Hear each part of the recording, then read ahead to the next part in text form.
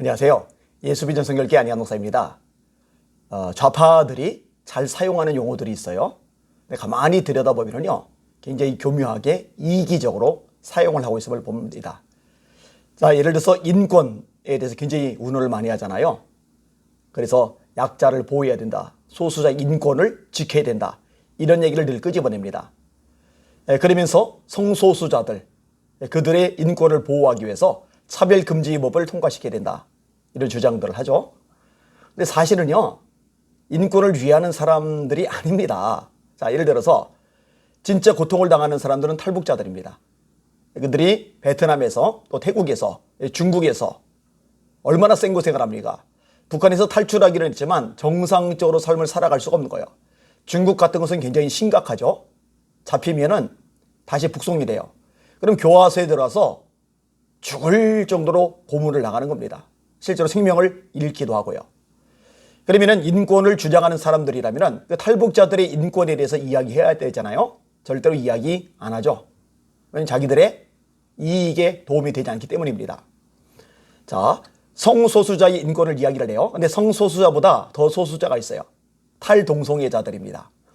동성애에 빠져 들어갔다가 진짜 놀랍게 거기서 벗어난 사람들.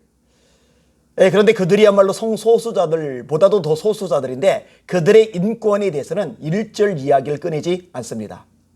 참 심각한 일이죠. 자, 여성에 대해서 이야기를 많이 합니다. 여성을 존중해야 된다.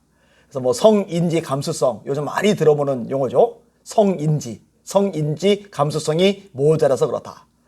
근데 여성들을 엄청나게 위하는 것 같은데 사실 들여다보면 그렇지는 않아요. 자, 서울시장 보궐선거가 왜 열렸습니까?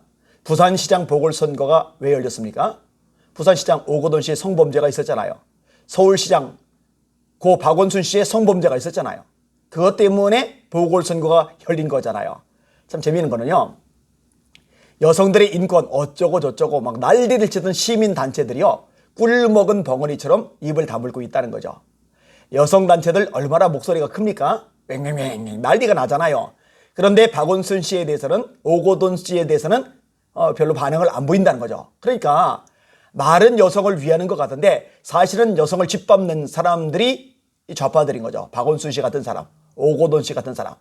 그리고 여성을 위하는 것처럼 목소리를 높이는 사람들인데 자기 편들이 여성을 짓밟으면 침묵하는 거죠. 좌파 인권단체들, 여성단체들, 시민단체들, 심각한 문제가 많습니다. 최근에 난리가 났어요. 10일에 광화문 정부청사 앞에서 기자회견이 열렸습니다. 교육 바로 세우기 운동, 당당위, 미래대한행동, 바른인권 여성연합, 성인권센터, K프로라이프, 한국성평화연대, 이런 시민단체들이 학생 페미니즘 쇠뇌 교육한 교사 비밀조직을 즉각 수사하라, 이런 것으로 기자회견을 열었습니다. 이 성명서 내용을 보면요, 어린 학생들에게 자신들의 왜곡되고 삐뚤어진 가치관을 심어주는 거예요. 페미니즘으로 포장을 해가지고 말입니다. 4년 동안 활동한 게 들통이 난 거예요. 그 교육 내용이, 이 조직에서 말한 내용이 굉장히 충격적입니다. 페미니즘 교육을 위해서 회원들에게, 교사들에게 지침서 같은 것을 공유하는데 그 내용을 제가 인용해 드릴게요. 교사는 청소년기 이전의 아이들의 심리를 이용하여 그들의 생각을 바꾸고 때로는 아이들 간의 정치에도 개입할 수 있다는 장점이 있다. 아니, 아이들을 보살피고 지켜줘야 될 교사들이 아이들의 심리를 이용하라고요? 가능합니다.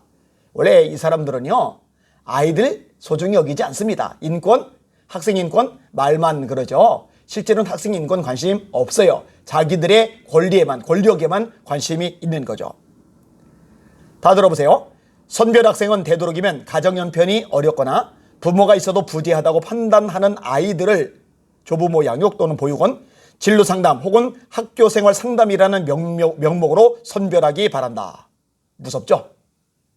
방치되고 보호가 되지 않는 아이들, 그런 아이들을 선별해서 이용 대상으로 삼으라는 거예요. 끔찍합니다. 마저 읽어보세요. 마저 읽어드릴게요. 작업 포털에서 작업량을 확인한 후 반드시 할당량을 채워주기 바란다. 이 사람들은요, 아이들 교육에 관심이 없어요. 애들 지성 발달에 인성 성장에 관심이 없어요. 도구예요, 도구. 애들을 이용해 먹는 거예요.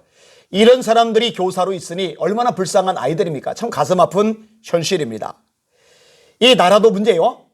이 문재인 정부도 참 심각합니다. 이 성인지, 페미니즘, 여성가족부 다 총체적인 문제들인데 이 성인지 예산이 얼마인지 아세요? 충격받을 겁니다. 35조입니다. 35조. 작년에도 어마어마하게 지출이 되었더라고요. 작년에도 31조 7천억 정도가 지출이 되고 올해는 35조 대략적으로 34조 9천억 이게 지출이 되는 거예요. 이 돈이 어디로 쓰일까요? 알 길이 없어요. 아니 왜 페미니즘을 위해서 이렇게 막대한 돈을 써야 되는데요? 그리고 닦아놓고 얘기해서 이 돈이 어디로 어떻게 흘러 들어가는지 알 수가 없습니다. 페미니즘 교육시킨다고 그러면서 성인지 감수성 가르친다고 하면서 성인지 교육 어쩌고 저쩌고 하면서 자기들 단체들, 자기들 세력들에게 돈 풀어주는 것 외에는 아무것도 아닐 겁니다. 나라 부채 35조가 여기에 쏟아 부어진다. 이거 있을 수가 없는 일입니다. 정말 끔찍한 일이 지금 대한민국에서 뻗어시 발생하고 있어요. 이거 다 드러내야 됩니다. 지금 우리 대한민국이 정상이 아니라는 것은 누구나 다 알고 있어요.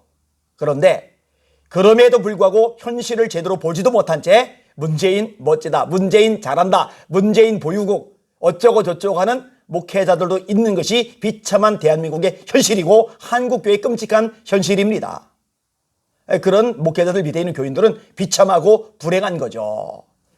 성인지 이런 곳에 35조나 쏟아 부을 돈 없습니다. 국방비가 1년에 얼마 들어가죠? 한 54조 들어가나요? 거기에 근접해 갈 만큼 어마어마한 돈을 왜 쓸데없이 쏟아붓는지 모르겠어요. 이런 부분을 생각보다 모릅니다. 아까 아주 중요한 구호 시민단체 영역에서 활동하는 젊은 사람들이 찾아왔어요.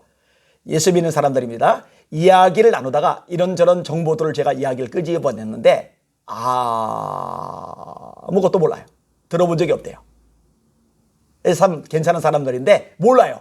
예, 그만큼 정보에 대해서 다 젖어 있는 겁니다. 여러분 목사인 제가 왜 이렇게 핏대를 높여가면서 이렇게 다양한 소식들을 알릴까요? 국민들이, 성도들이, 목회자들이 무지하면 안 되니까. 세상이 어떻게 돌아가는지, 사회가 어떻게 돌아가는지, 정치 권력이 어떤 짓을 저지르는지 무지하면 넘어가 버리고 말 테니까 알릴 필요가 있는 겁니다. 이 영상도 많이 좀 퍼뜨려서 35조나 쓰잘데없는 것에 쏟아부어지고 있다는 거 이거 좀 드러내실 필요가 있어요. 서울시장 선거 때 보니까 20대 남자 청년들 같은 경우 압도적으로 오세훈 씨를 지지를 했더라고요. 박영선 씨보다 50% 이상 지지가 더 나왔으니까 그만큼 남성으로서 박탈감을 심하게 느끼는 거예요. 근데 만약에 성인지 이런 곳에 35조가 쓰여진다 이런 걸 알면은요 20대 남성만 아니라 상당수의 남성들이 정신이 바짝 들 겁니다. 이놈의 정부가 도대체 이상한 짓을 하고 있구나 이걸 깨닫게 될 겁니다. 그렇게 알려야 엉뚱한 짓 계속 이어나가지 못하게 될 겁니다. 여러분들이 앞장서서 이런 일에 힘을 내주시길 바랍니다. 날마다 주님 바라보시고 주님의 이름으로 함께 선한 싸움 싸웁시다. 포기하지 말고 주저앉지 말고 낙심하지 말고 이제 나라가 엉망진창됐으니 손쓸 도리가 없다라고 푸념하지 말고 지금도 얼마든지 바꿀 수 있다 확신 가지고 함께 움직이고 싸워주시는 여러분들 되기를 주님의 이름으로 부탁을 드립니다. 날마다 주님의 이름으로 승리합시다. 할렐루야.